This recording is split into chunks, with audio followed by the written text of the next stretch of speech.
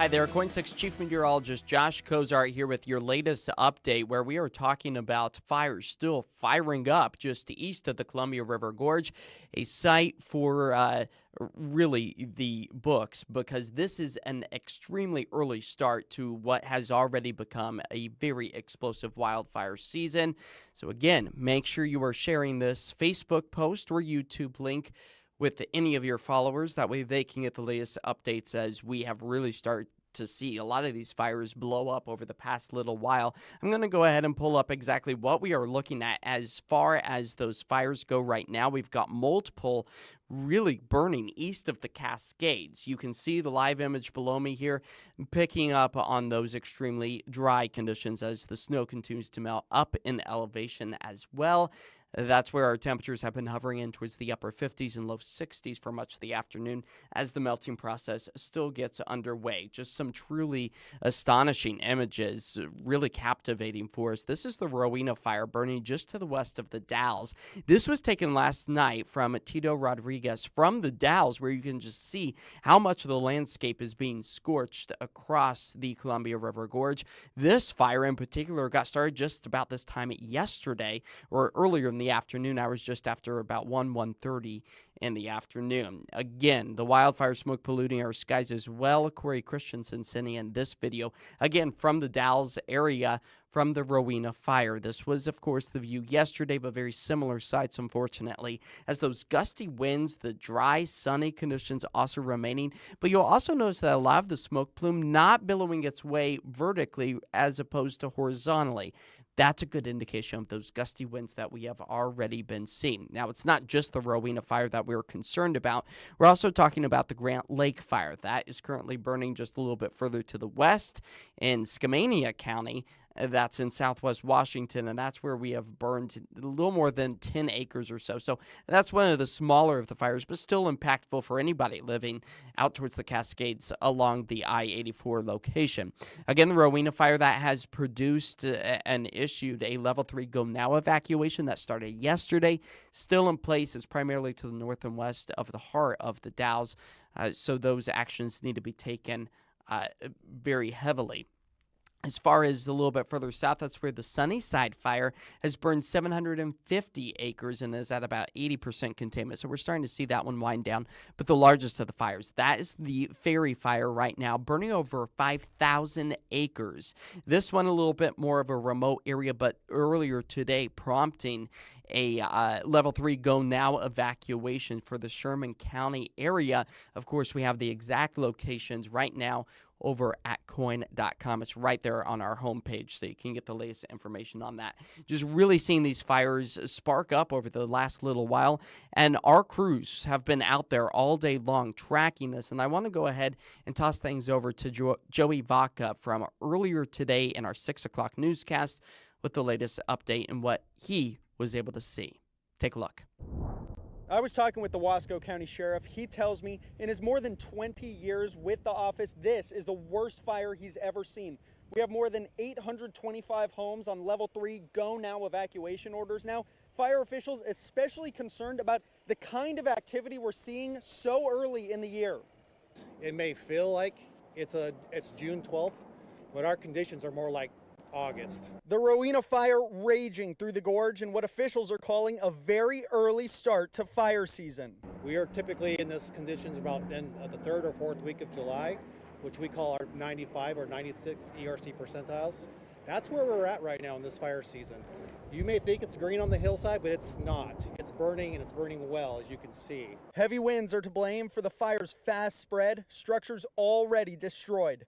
Now, hotshot crews, the Oregon Department of Forestry, and others doing what they can to try and stop it from getting to more homes. State Fire Marshal did a fantastic job mobilizing forces very quickly, which allowed us to put the structure resources on the homes, and then we can focus on getting a perimeter around the fire. As crews work, more than 3,000 are still on evacuation notice from the Wasco County Sheriff's Office. That includes 1,500 different residences at level 1. There's more than 1,400 at level 2 ready to leave, and 825 in level 3 Go Now. ODF and the State Fire Marshal's Office are leading the investigation into the cause. For now, details are limited. Fire is under investigation at this point, and so our folks are working really hard on trying to determine the cause. Most likely human activity of some kind, but that's as far as we would narrow it at this point. Very much under investigation. As for those evacuation orders, the sheriff tells me he expects those to stay put as is for tonight, but crews still sounding the alarm about the late summer conditions we're seeing right now. And officials say when you look at the historic fire season we saw last year and the activity we're seeing right now, crews are bracing up for another very difficult fire season ahead. In the Dalles, Joey Vaca, KOIN 6 News. Thank you, Joey, for that report. Of course, this is becoming a very volatile situation and rapidly changing for us as those gusty winds still remain very potent across the eastern half of our state. It's all because of an onshore flow that's actually helping to drop temperatures through the I-5 corridor this afternoon. You may have noticed it feeling significantly cooler, temperatures into the mid-70s. That trend is helping to bring a lot of those cooler temperatures close to the surface. Then it's funneled through the Columbia River Gorge, and as it exits, it warms up, it speeds up, and it dries out as it moves from higher elevations down to lower elevations. And that's why we are still holding on to the current wind speeds out towards the Dalles at nearly 25 miles per hour. Again, helping to push those flames into new dry territory. And on top of that, the winds are already drying everything out even more. So we'll go ahead, zoom in, and give you a bit of a forecast of where we expect to see these winds go over the next little while.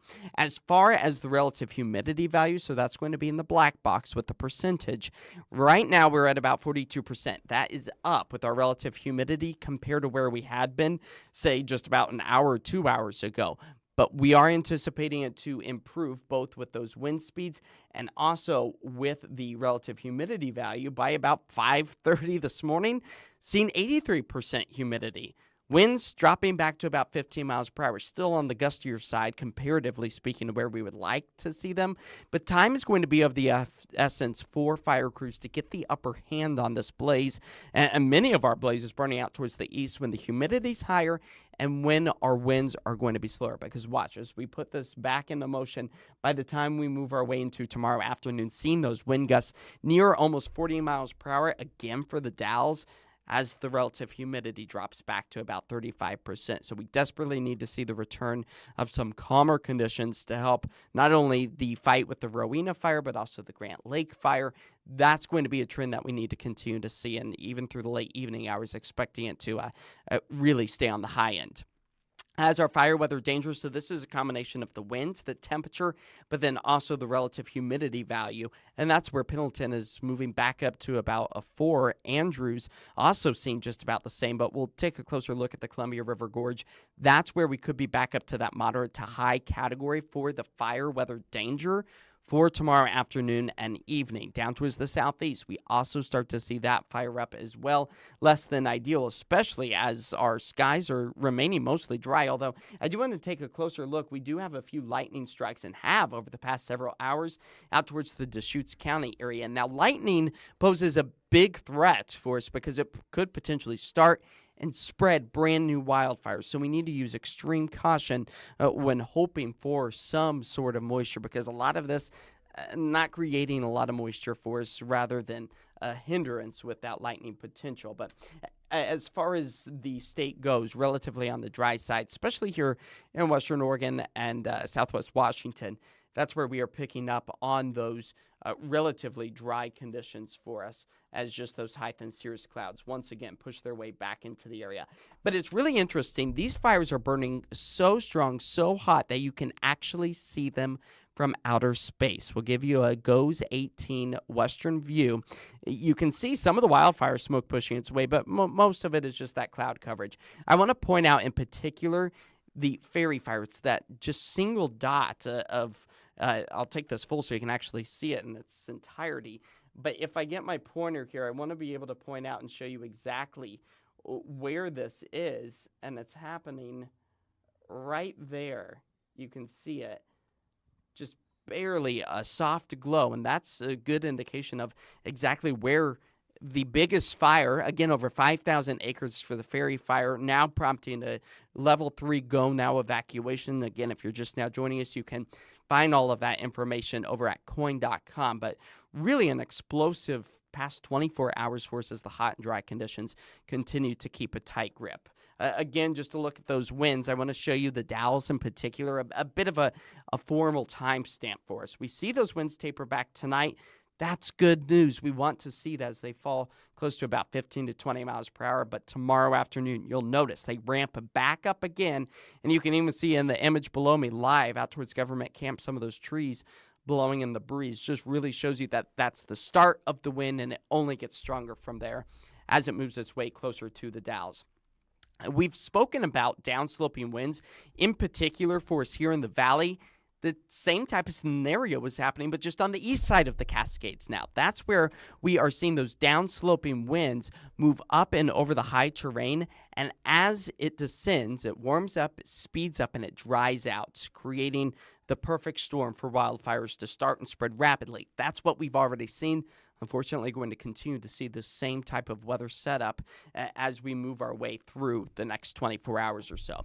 Thankfully, air quality not necessarily impacted too significantly. You can see parts of south central, southeastern sections just to the northwest of Pendleton, one single moderate air quality, but we will be monitoring this extremely close as we have that potential for it to pollute our skies even more. Here's a bit of a surface smoke forecast for you.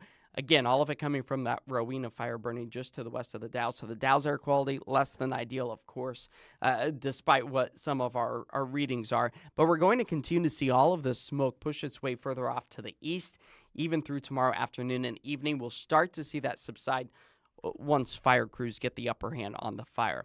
Now, the fire weather outlook does remain elevated for us as we move our way through the rest of the night tonight, and unfortunately it worsens for an extended part of our forecasting area, much of the I-84 corridor, so that's going to be the north-central regions of Oregon, south-central of Washington, and then also the elevated fire risk ramps up again for the southeast corner of our state as well.